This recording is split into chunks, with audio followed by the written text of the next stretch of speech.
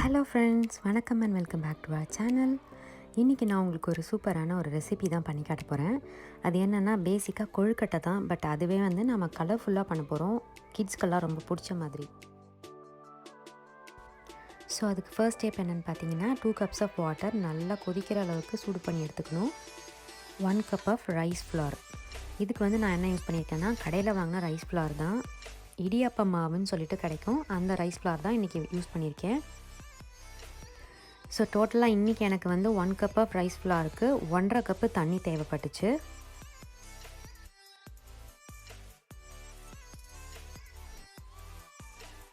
Next நம்ம அந்த அரிசி மாவில் 1 டீஸ்பூன் வந்து எண்ணெய் சேர்த்துக்க போகிறோம். தேவையான அளவுக்கு உப்பு, அதுக்கப்புறம் பெருங்காயத்தூள் கண்டிப்பாக தேவை.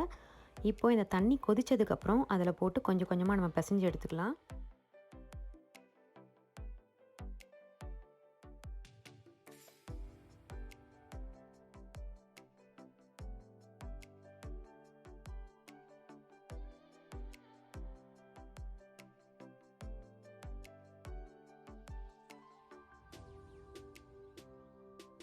முதல்லையே நிறைய தண்ணி விட்டுறாதீங்க. கொஞ்சம் கொஞ்சமாக வந்து பிசைஞ்சிட்டு எவ்வளோ தேவைப்படுமோ பார்த்து பிசைஞ்சிக்கோங்க. ரொம்ப சூடாக இருக்கும். ஸோ கை வச்சு நம்ம பிசைய முடியாது. ஸோ ஸ்பூனோட யூஸால் நீங்கள் வந்து பிசைஞ்சிக்கிட்டிங்கன்னா எவ்வளோ தேவையோ அதுக்கேற்ற மாதிரி நம்ம கொஞ்சம் கொஞ்சமாக தண்ணி விட்டு பிசைஞ்சிக்கலாம். இல்லைனா ரொம்ப ரன்னி ஆகிடும். ஸோ ஆற வச்சு கொஞ்சம் பொறுமையாக பிசைய ஆரம்பிங்க. இந்த மாதிரி கொழுக்கட்டை மாதிரி பிடிக்க வரணும். அந்த பதத்துக்கு வரணும். ரொம்ப டைட்டாகவும் இருக்கக்கூடாது, ரொம்ப தின்னாகவும் இருக்கக்கூடாது. ஸோ இன்றைக்கி நான் வந்து 3 கலரில் பண்ண போகிறேன். ஸோ 3 பேட்சாக நான் பிரிச்சுக்க போகிறேன். ஒரு பேட்சில் வந்து நான் கொஞ்சமாக வந்து மிளகாத்தூள் சேர்க்குறேன். இன்னொரு பேட்சில் வந்து நான் கொஞ்சம் மஞ்சள் தூள் சேர்க்க போகிறேன். இன்னொரு பேட்சில் வந்து என்கிட்ட வந்து ஸ்பினாச் லீவ்ஸ் இருந்தது, பாலக் லீவு. அதை வந்து நான் கொஞ்சமாக மிக்சியில் வந்து தண்ணி விட்டு அரைச்சி அந்த ஜூஸை வந்து ஆட் பண்ணி க்ரீன் கலர் வந்து பண்ணிக்கிட்டேன்.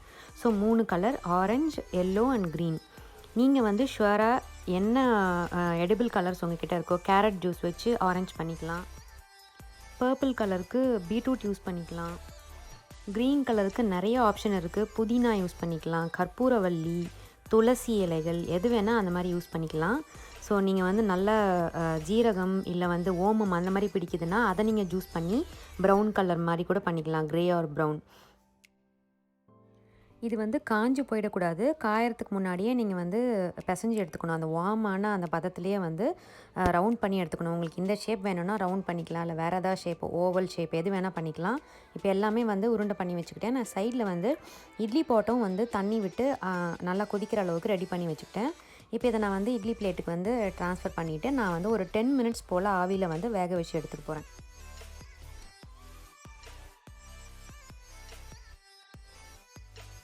எனக்கு இதோட டோட்டல் ப்ராசஸ் பண்ணி முடிக்கிறதுக்கு வந்து 30 மினிட்ஸ் ஆச்சு. ஒருவேளை உங்ககிட்ட கலர் பண்ணுறதுக்கு வந்து கேரட்டோ இல்லை வந்து எந்த வந்து வெஜிடபிள்ஸோட அந்த ஜூஸஸ் வந்து இப்போதைக்கு இல்லை அப்படின்னா, நீங்கள் உங்ககிட்ட வந்து கப் கேக் ஃப்ராஸ்டிங்க்கு கலர் வாங்கி வச்சுருக்கீங்க, உங்ககிட்ட இருக்குது, எடிபிள் கலர்ஸ் இருக்குது அப்படின்னா நீங்கள் அதை கூட யூஸ் பண்ணலாம்.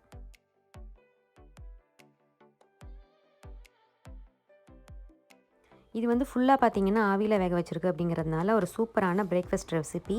நீங்கள் வந்து டிஃபன் பாக்ஸில் தாராளமாக எடுத்துகிட்டு போகலாம். மோரோவர் இது ரொம்ப கலர்ஃபுல்லாக இருக்கிறதுங்கிறதுனால கண்டிப்பாக வந்து கிட்ஸ்க்கு ரொம்ப பிடிக்கும். ஸோ இப்போ நீங்கள் ஒரு கிட்ஸ் ப்ளே டேட் அரேஞ்ச் பண்ணுறீங்க, இல்லை பர்த்டே பார்ட்டிக்கு வந்து நீங்கள் பாட்லக் மாதிரி அரேஞ்ச் பண்ணுறீங்க அப்படின்னா நீங்கள் ஷுவராக இது வந்து ட்ரை பண்ணலாம். ரொம்ப ஹெல்த்தியர் ஆப்ஷனும் கூட. அதுக்கப்புறம் வந்து பார்க்க ரொம்ப அப்பீலிங்காக கலர்ஃபுல்லாக இருக்கிறதுனால எல்லாரையுமே வந்து அட்ராக்ட் பண்ணும். இது உங்களுக்கு பண்ணுறதுக்கு வந்து ரொம்ப வந்து டஃப்பான ஒரு இன்க்ரீடியன்ட்ஸ் தேவை அப்படிங்கிற மாதிரியும் இல்லை, பண்ணுறதுக்கு ரொம்ப கஷ்டமான ப்ரொசீஜரும் கிடையாது. ஸோ இது நீங்கள் பண்ணுறதுக்கு ரொம்ப நேரம் ஆகுதுன்னு நீங்கள் நினச்சிங்க, ஆனால் உங்கள் வீட்டில் எல்லாருக்கும் ரொம்ப பிடிச்சிருக்கு அப்படின்னு நினச்சிங்கன்னா நீங்கள் இந்த மாதிரி ஷேப்ஸை நீங்கள் பண்ணி ஃப்ரீஸ் பண்ணிடலாம்.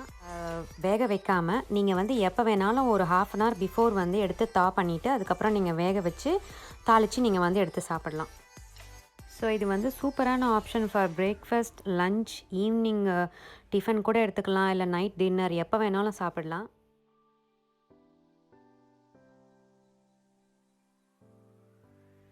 ஸோ ஃபைனல் டச்சுக்கு வந்து நான் வந்து தாளிக்க போகிறேன். சும்மா ஒரு அப்பீலிங் லுக்குக்காக தான்.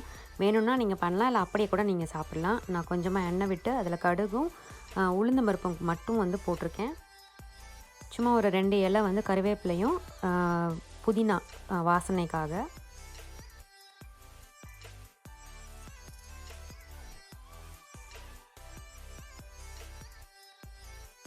ஸோ அவ்வளோதாங்க. நீங்கள் தாளித்து எடுத்து ஃபைனலாக நான் கொஞ்சம் தேங்காய் துருவல் வந்து சேர்த்துருக்கேன். அது இன்னும் வந்து எக்ஸ்ட்ரா டச் சூப்பராக இருக்கும்.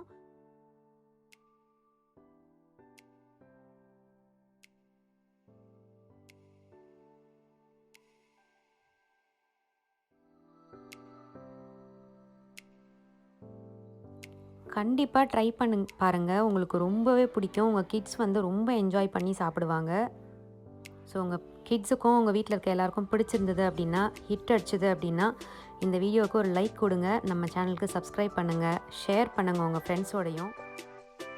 ஸோ நான் இன்னொரு சூப்பரான ரெசிபியோடையோ இல்லை வீலாகோடையோ உங்களை மீட் பண்ணுறேன். அண்டில் தென் நன்றி, வணக்கம்.